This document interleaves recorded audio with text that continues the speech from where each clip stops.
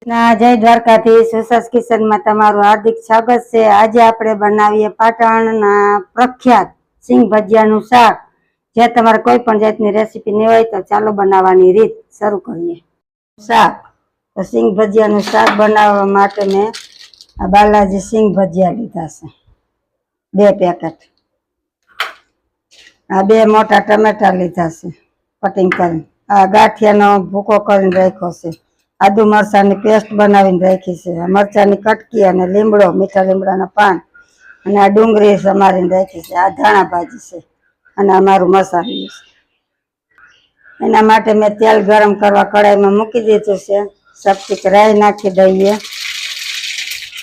અને આપણે જીરું નાખી દઈએ. આખું જીરું નાખ્યા બાદ લીમડાના પાન અને મરચાની કટકી છે નાખી દઈએ.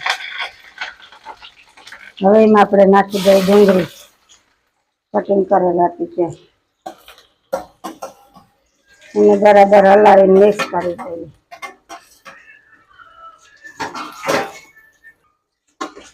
આ ડુંગળી બરાબર સતરાઈ જાય એટલે હવે એમાં નાખી દઈએ આપણે આદુ મરચાની જે પેસ્ટ બનાવી છે.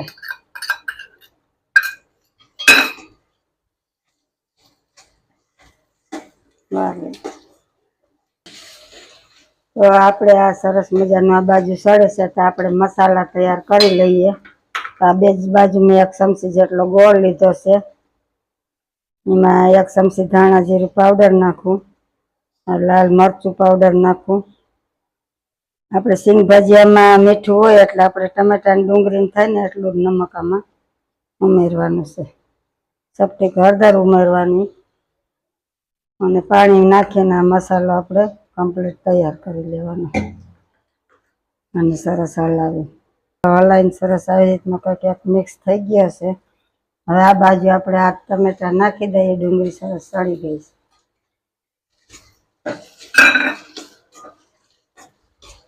તો ટમેટા નાખીને આપણે થોડીક વાર સળવા દઈએ.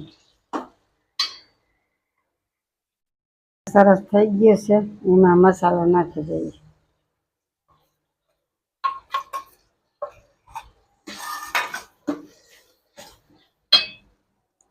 હવે એમાં થોડુંક દહીં નાખી દઈએ. આપણે ગેસ ધીમો રાખવાનો નકર દહીં ફાટી જાય. હલાવતા રહેવાનું જેથી કરીને દહીં તમારું ફાટે નહીં.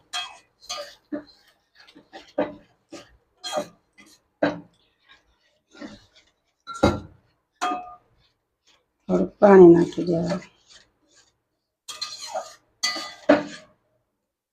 હવે તો આપણે ગાંઠિયાનો જે ભૂકો છે એ નાખી દઈએ.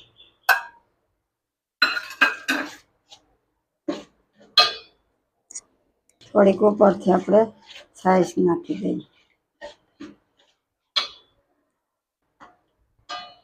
બરાબર હલાવતું જ રહીએ આપણે. સરસ મજાનું ઉફાણ જતા રહે. ઉફાણ આવી ગયું છે તો એમાં સિંગ ભજીયા છે એ ઉમેરી દઈએ અને થોડીક વાર માટે એને પણ ચડવા દઈએ. ઉપરથી થોડીક ઉભારી ધાણા ભાજી નાખી દઈએ. પાછી ઉતારીને થોડીક નાખીએ એટલે અંદર સ્વાદ સારો આવી જાય. એને સરસ હલાવી અને થોડીક વાર મિનિટ રહેવા દઈએ. સિંગ ભજીયાનું શાક હવે આપણે કર્યો ગેસ બંધ. સિંગ ભજીયાનું શાક બનીને તૈયાર થઈ ગયું છે. માથે આપણે થોડીક નાખી દઈએ ધાણા ભાજી. વિડીયો ગમે તો લાઈક, શેર ને સબસ્ક્રાઈબ કરજો.